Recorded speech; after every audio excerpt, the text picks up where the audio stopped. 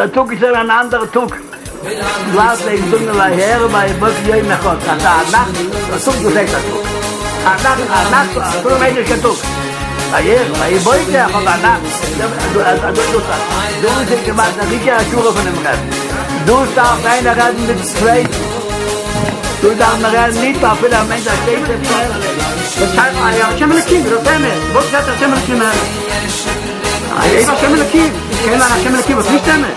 Hashem Elokim, was ist für den Emes? Hashem Elokim. Was ist darum? Du willst jetzt sehen, wir sind mal neu bereit mit einem Haus. Selbst mal direkt mal Teufel. Als wir eigentlich hier für Summa gemusst, und eine Stunde ist ja nicht, was hat ich? Ja, also,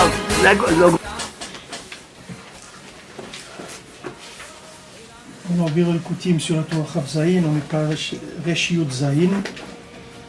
Et donc on était dans le lien des Chassadim d'Avraham, qu'on a dit qu'il était dans Ribouy hors des Chassadim. Et donc après, on a eu besoin à cause de ça, il a été obligé d'être mitzamtem dans la Oladat Tokef Adin, chez Pachad Mora Av chez Yaakov. Donc on est en haut là ici. Alors il a été obligé d'être mitzamtem, Avraham Avinu, il est obligé de rentrer dans la contraction du principe de Yitzhak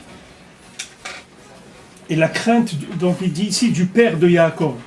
Il dit pas Beferouche Yitzhak, mais il parle du père de Yaakov, c'est-à-dire que il vient directement nous annoncer quelle était la suite de ce Inyan-là, c'est-à-dire où est-ce qu'on allait avec ça.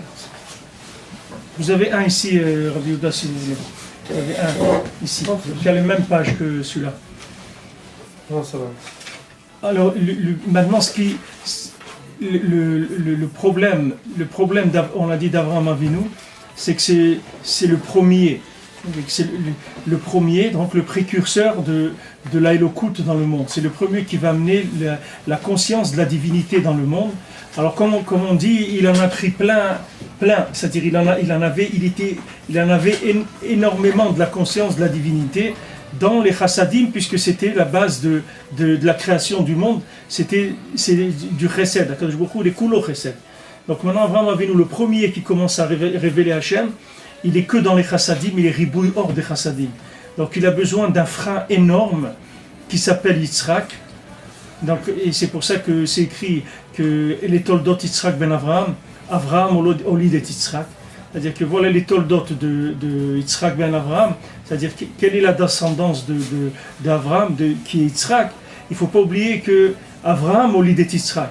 C'est Avraham qui a été molid et Yitzhak. C'est-à-dire quand tu vois Yitzhak, qu'est-ce que tu vois? Tu vois une rigueur de folie, tu vois des dynimes très très forts. Alors tu te dis, mais c'est quoi? C'est ça le judaïsme? Il dit non, attention, Avraham olid et Yitzhak. C'est le chesed d'Avraham qui a engendré cette rigueur-là. Ne crois pas que c'est une rigueur. C'est pour ça que c'est écrit que les gens ils disaient, non, c'est de Avimelech qu'elle a été enceinte, Sarah. C'est-à-dire que Bémet Yitzhak, c'est le fils d'Avimelech, c'est pas le fils d'Avraham. C'est-à-dire Avimelech, Rabbeinu, il dit Aniemlor, c'est-à-dire quelqu'un qui est loup, que ça vient du côté de la malchoute dans le Olam Hazé, cette rigueur-là. C'est-à-dire il voulait faire passer le Inyan d'Yitzhak comme étant quelqu'un de très rigoureux, comme l'a dit un dictateur, comme ça. Un dictateur, quelqu'un de très très rigoureux, très exigeant, très strict. Et tu dis non, ne te trompe pas, toute cette rigueur, tout ce côté dur que tu vois, ce côté dur, il est entièrement soumis au